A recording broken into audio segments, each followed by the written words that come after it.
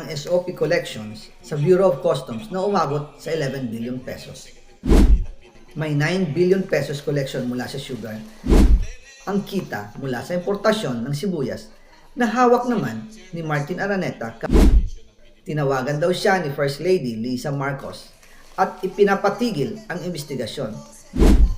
Sa First Lady Lisa Marcos mismo ang may hawak sa mga rice importers. Dahil pala sa dami ng SOP at remittance na ipinapasa sa bawat transaksyon. Ang pinakamakapangyarihang pamilya pa mismo ang sangkot sa ganitong sistema.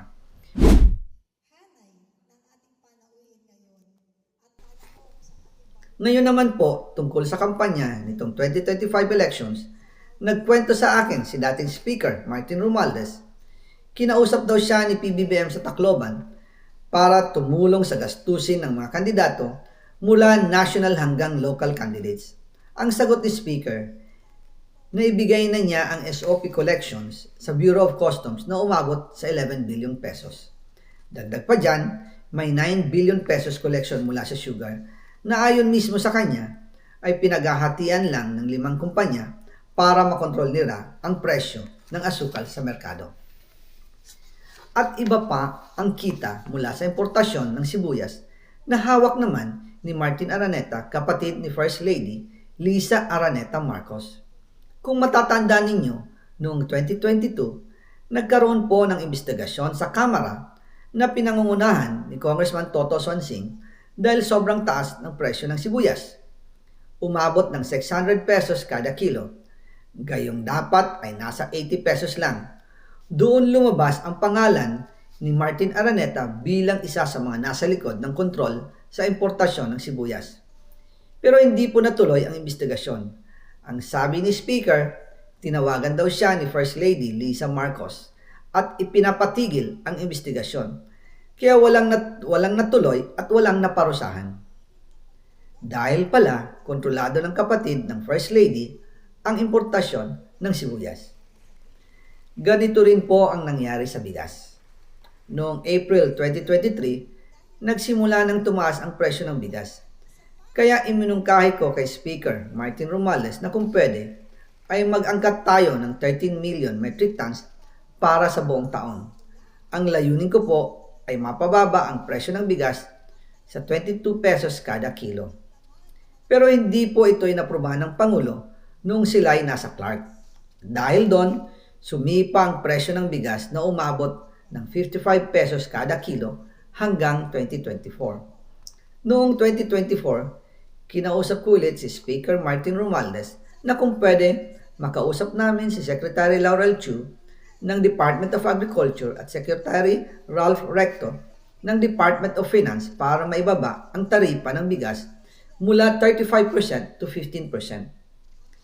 Sinabi ko kay Speaker Martin Romualdez na kung pababayaan natin ang patuloy ng pagtaas ng presyo ng bigas at umabot ito sa 60 pesos kada kilo, siguradong magagalit na ang taong bayan.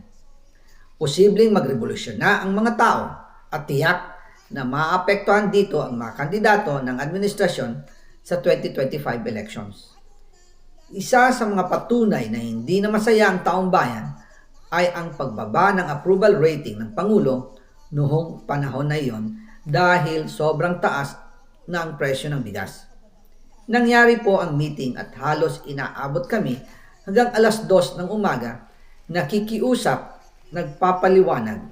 Buti na lang, matapos ang matagal na negosasyon, pumayag din sila. At di nagtagal, inanonsyo na rin sa publiko na ibaba ang ng buwis sa bigas. Ngunit, matapos ang 4 hanggang 6 na buwan, hindi pa rin bumababa ang presyo ng bigas. Kahit ibinaba na ang taripa nito, kaya iminungkahi ko kay Speaker Romualdez na magpatawag ng investigasyon tungkol sa bigas sa pamamagitan ng Quinta Committee hearings. Habang iniimbestiga nito ng Quinta Committee na pinamumunuan ni Congressman Joey Salceda, bigla na lang itong pinahinto ni Secretary Kiko Laurel Chu matapos niyang ipakita ang isang confidential report. Nakasaad dito na si First Lady Lisa Marcos mismo ang may hawak sa mga rice importers. Ayon kay Secretary Laurel, maaapektuhan daw ang First Lady kung itutuloy ang investigasyon dahil kasama raw nila sa Vietnam visit ang ilang importer ng bigas at nag-dinner pa raw sila roon. At noong araw din yun, tumawag si Congressman Sandro Marcos kay Speaker Romualdez upang ipatigil ang House investigations tungkol sa bigas as instructed ng Pangulo.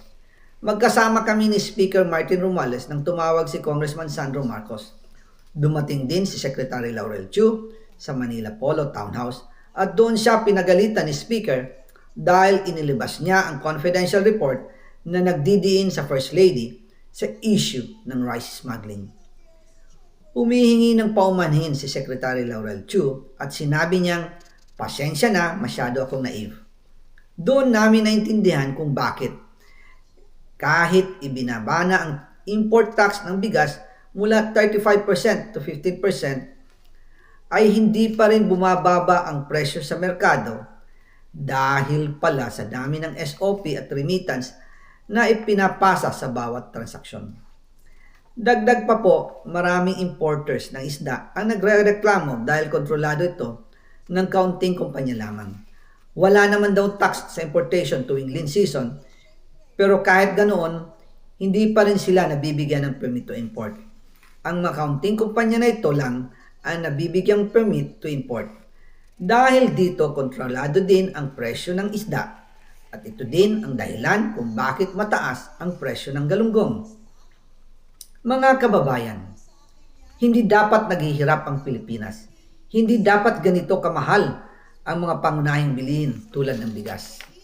At higit sa lahat, hindi dapat nagugutom ang mga Pilipino. Wala silang malasakit sa taong bayan, lalo na sa mga mahihirap. Inaabuso ang kapangyarihan, nagiging negosyo ang pera ng taong bayan. Masakit man tanggapin, pero ito ang katotohanan. Ang pinakamakapangyarihang pamilya pa mismo ang sangkot sa ganitong sistema. Mula sa Pangulo, First Lady, hanggang sa anak, sila mismo ang nagtatakda, kumukontrol, at nakikinabang sa mga transaksyon dapat sanay para sa kapakanan ng sambayanan. Hawak at kontrolado nila halos lahat ng ahensya, kaya nagagawa nilang itago ang katotohanan.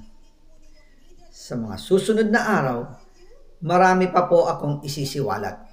Maraming salamat sa inyong oras at patuloy na pag-unawa. Naway, magising tayo sa katotohanan at sama-sama nating hanapin ang hustisya para sa bayan. Libre po tayo sa entertainment. Palakpakan natin si Kaoning. Mula po sa pupo ng aming mga kasamahan, dito po sa mga kasama ninyo sa People's Congress. Siyempre, nagulat po ako at nandito po si Commissioner. Salamat po sa pagbibigay ninyo ng importansya at oras. Dito po pala siya nakatira. Ang swerte naman natin. Commissioner Adamat, magandang hapon po. Palakpakan niyo. At huwag niyong kalilimutan, nandito rin pala ang ka-love team ng aming pong pinagmamalaking leader sa Barangay Kaligayahan. Si Jackie Go, na talagang nakita naman ninyo kung saan na nagpupunta rin. Upang malaman din ang inyong kalagayan at makarating po sa mga kinauukulan para mabigyan po kayo ng agarang tulong. And syempre, ang inyong pong lingkod, Kapeni Belmonte, Chairperson ng Education Committee, at huwag niyong kalilimutan, tuwing Thursday, meron po kaming kapihan sa PDP. Panoorin niyo po live.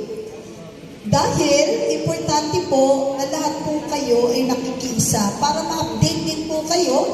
At yung mga tinig ninyo na dati nasa tahanan lang, let's take advantage that we have this live program that pwede po kayong makilahok at marinig din. Please join us. At muli sa mga kapwa ko, mga Pilipino, tayo ay narito ngayon upang ipaglaban ang ating mga karapatan at ipahayag ang ating mga hinaing. Alam nyo, tayo ay talagang super fed up na sa korupsyon at sa mga katiwalian. Okay. At ramdam natin na wala na po nating katarungan. Alam niyo, tayo po ay may boses, tayo ay may karapatan, at tayo ay may kapangyarihan. Huwag nating sayangin ang pagkakataong ito. Sabihin natin ito ng malakas. Sabi nga sa salitang kalye at salitang Facebook, say it loud, shout it loud. And also, kailangan ipaglaban natin ang ating mga karapatan. Kahit na sabi nila ay nag-iisa tayo hanggat may nangindigan, atin pong suportahan para po sa ating minamahal na bayan, ang Pilipinas.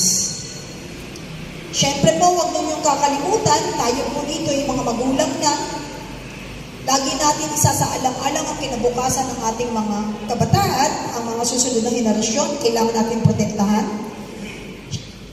Siyempre, ang Pilipinas, kaawa-awa ngayon. Magtulungan tayo at magkaisa. At sa lahat, mabuhay ang Barangay North Fairview! Mabuhay ang mga leaders na nandirito! At mabuhay ang bansang Pilipinas! Thank you very much, and let's start na po ang ating program. Thank you!